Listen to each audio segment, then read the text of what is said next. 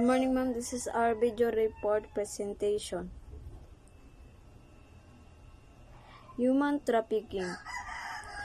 Trafficking in person is a serious crime and a grave violation of human rights.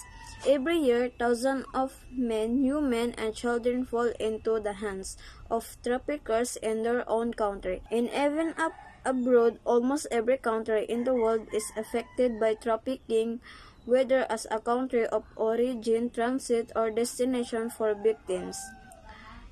UNODC, as guardian of United Nations Convention Against Transnational Organized Crime, UNTOC, and the protocols there to assist states in their effort to implement the protocol to prevent, suppress, and punish trafficking in persons. Trafficking in Persons Protocol. Ang human trafficking ay isang karumaldumal na krimen na bumubuo ng matinding paglabag sa karapatang pantao.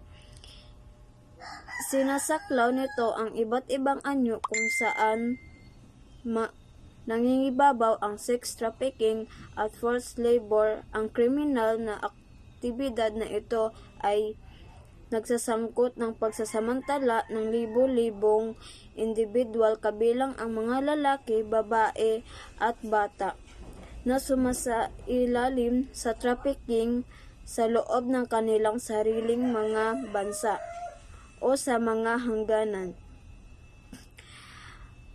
Halos bawat bansa ay naapektuhan,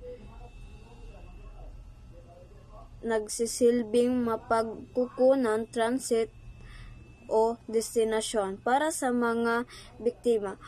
Ang UNODC ay gumaganap ng isang mahalagang papel sa pagsuporta ng mga estado na ipatupad ang protokol upang pigilan, supilin at parusahan ang trafficking ng mga tao na pagsisikap tungo sa pagbukas sa malawakang paglabag sa dignidad ng tao. Elements of human trafficking.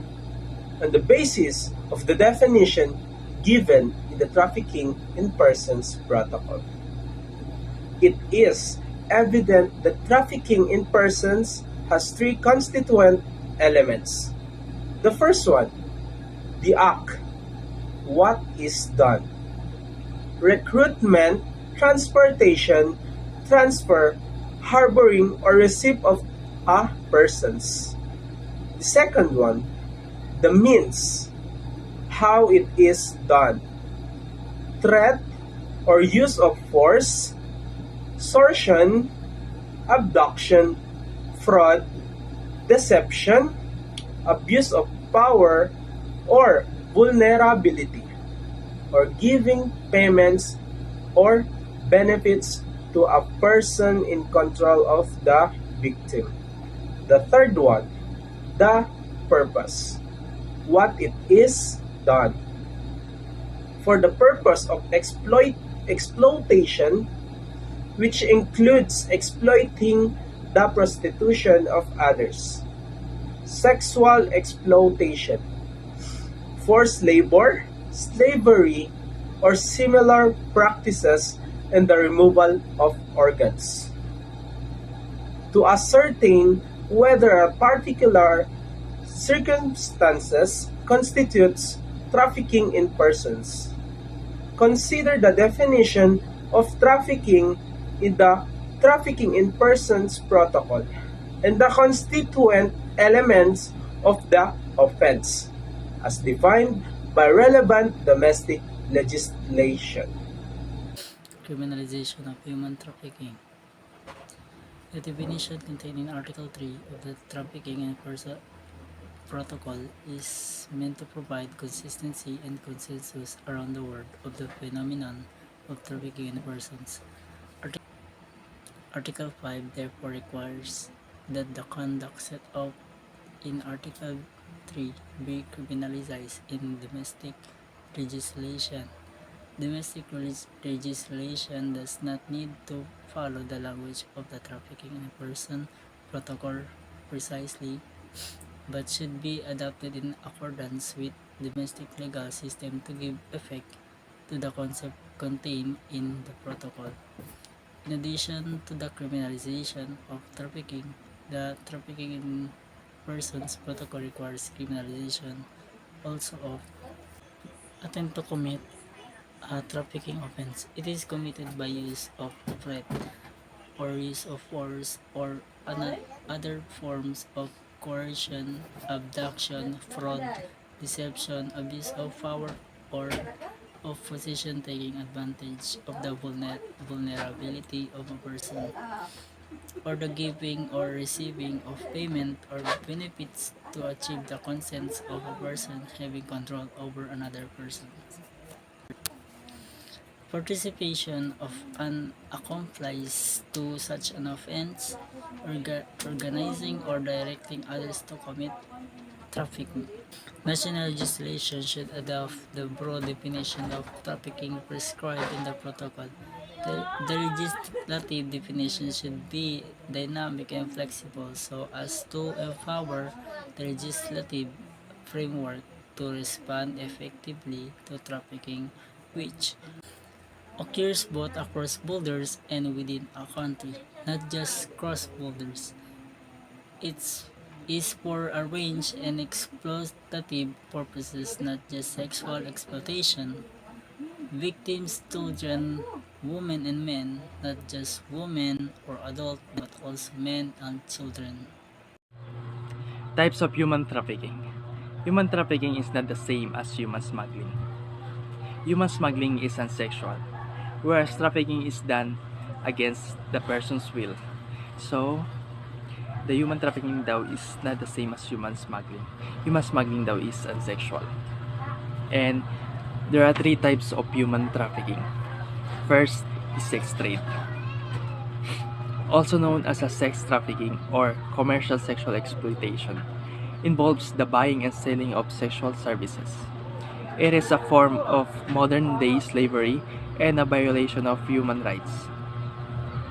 People, often including women and children, are coerced, forced, or deceived into engaging in sexual activities for the profit of others. The sex trade is a global issue that requires collective efforts to raise awareness, combat trafficking, and provide support for victims. And the second in human trafficking is forced labor, also known as involuntary servitude, is a form of exploitation where individuals are made to work against their will, under threat or coercion. They are deprived of their freedom and forced to work under harsh conditions, often without proper payment or any control over their working conditions. Forced labor is a grave violation of human rights and it is considered a form of modern slavery. And the third is, or the last, in human trafficking is domestic servitude. Domestic servitude refers to a form of modern slavery. Individuals are exploited as domestic workers in private households. Victims of domestic servitude are often subjected to long hours of work, low or no pay, physical and emotional abuse, and restricted freedom. They may be isolated from outside world, denied basic rights, and have their identification documents confiscated, and their domestic servitude can affect both adults and children. And it is a violation of human rights. Human trafficking. Human trafficking happens in almost every country around the world, including the United States. Trafficking represents every social, ethnic, and racial group. Various organizational types exist in trafficking, including large nationwide gangs and criminal organizations, local street and motorcycle gangs, and individuals with no affiliation with any one of group or organization. Traffickers are not only men, women, or also perpetrators. Increasingly, traffickers are using fear tactics to lure children and youth into commercial sex acts and or compelled labor.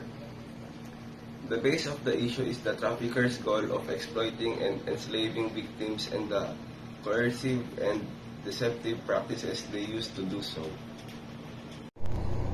Traffickers may exploit youth for the purpose of commercial sex or forced labor.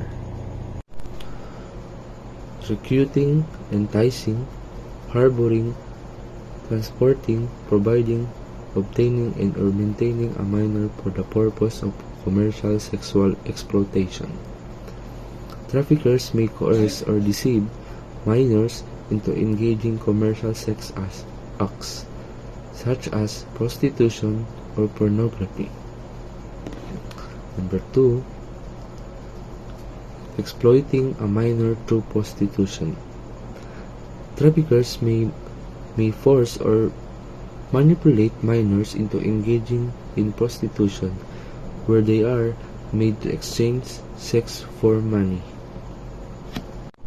Number 3, exploiting a minor through survival sex. In some cases, minors may engage in survival sex where they exchange sex or sexual acts for the basic necessities like shelter, food, or drugs. Number 4, exploiting a minor through sex tourism. Traffickers may exploit minors in areas where sex tourism is prevalent, using them to cater to the demands of tourists seeking sexual services. Number 5, a minor by having them perform in sexual venues. Minor may be forced to perform in sexual venues such as peep shows or strip clubs, where they are subjected to exploitation and abuse. Number 6, exploitation a minor through forced labor, involuntary domestic servitude. Traffickers may subject minor to forced labor, such as working as domestic servants, where they are made to work long hours under exploitative conditions. Number 6, exploiting a minor through forced labor in involuntary domestic servitude. Traffickers may subject minor to forced labor, such as working as domestic servants, where they are made to work long hours under exploitative conditions. Number 7, exploiting a minor through bonded labor or debt bondage.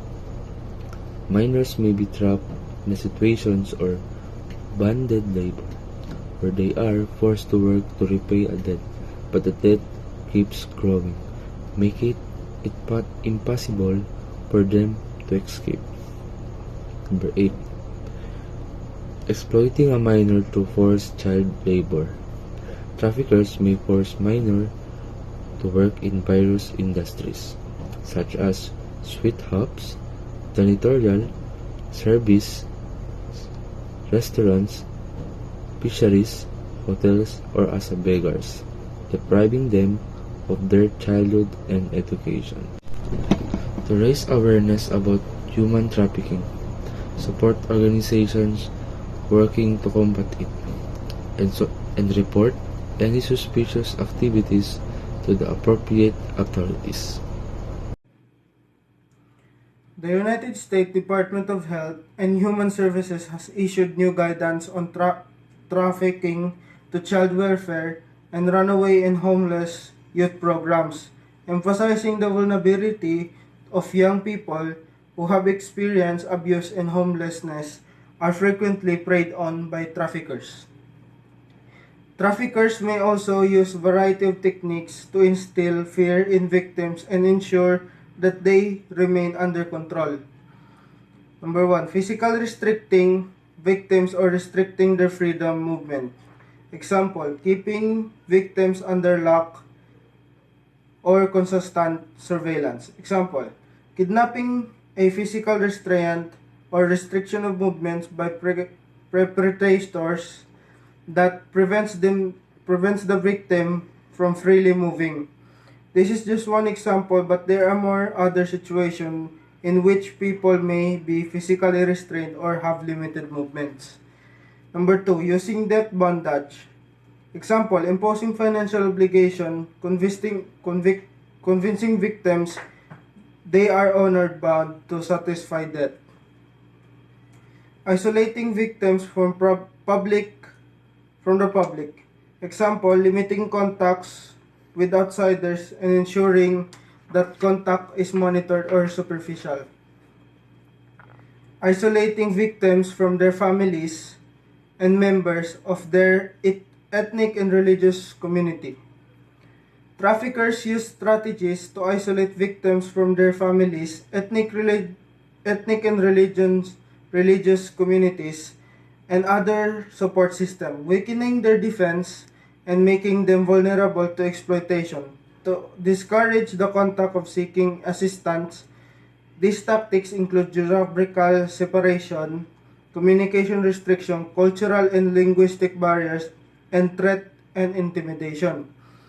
Confiscating victims' passport, visas, and identification documents. Example, human traffickers seize vital documents such as passport, visas, identification papers, resulting in loss of identity, legal vulnerability, barriers to escape, increased dependency, and isolation. Using or threatening to use violence towards their victims and families. Human traffickers frequently use violence against victims and families as a form of control, employing physical abuse, threats, families, psychological intimidation, and fear to keep compliant and prevent them from seeking help. Threatening to shame victims by exposing their circumstances and their family. Telling victims that they are imprisoned for crimes that they were forced to commit and deported for immigration violations if they contact authorities. To maintain control, traffickers in foreign countries may force victims into criminal activities, threatening deportation and use legal extortion. For victims seeking assistance, this creates a fear of legal repercussions, isolation, and risk of further legal troubles. Controlling victims' money. To maintain power and control, traffickers control victims' earning and financial resources. Example, holding their money for safekeeping. 10 solutions about human trafficking. Number 1, stay informed. Updates or giving them information about human trafficking. Number 2, advocate. Meeting or reaching up to local representative, inform them about human trafficking. Be aware of signs of human trafficking. Being educated on sign or reporting could give voice to a victim of human trafficking. Hold events to raise awareness. Raising awareness for human trafficking can also get more people involved in fighting human trafficking. Number 5, volunteer. By volunteering time and effort to human trafficking organization is a great way to contribute about fighting human trafficking. Fundraising. Holding a fundraising and donating raise can help organization on fighting human trafficking. Number 6, report suspicions. It is important to know for emergency number to enable to quick report about human trafficking.